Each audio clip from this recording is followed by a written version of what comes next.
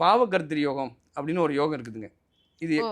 இது அப்படி வேலை செய்யும் அப்படின்னா, ஒருத்தங்க என்னால இல்ல ஒருத்தங்க ஏதோ ஒரு லக்னத்தில பிறந்திருப்பாங்க. இல்ல ஏதோ ஒரு ராசி. லக்னத்திற்கோ, ராசிக்கோ 2ஆம் இடமா 2ஆம் இடத்திலயும், 12ஆம் இடத்திலயும் அசுப கிரகங்கள் இருந்தா, அதாவது பாவ கிரகங்கள் இருந்தா, அது பாவகர்த்திரி யோகம் அப்படின்னு ஒரு அமைப்பு இருக்குதுங்க.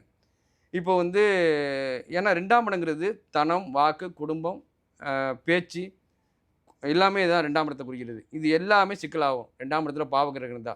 அதேமாரி 12ஆம் இடங்கிறது அயன, சயன, போகஸ்தானம்.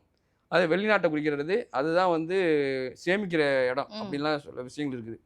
இது 2லயுமே பாவகிரகம் இருந்தா, சரியான குடும்பம் அமையறதுலயோ, பொருளாதாரத்திலயோ நெறைய பிரச்சனைகள் குடுக்கும்.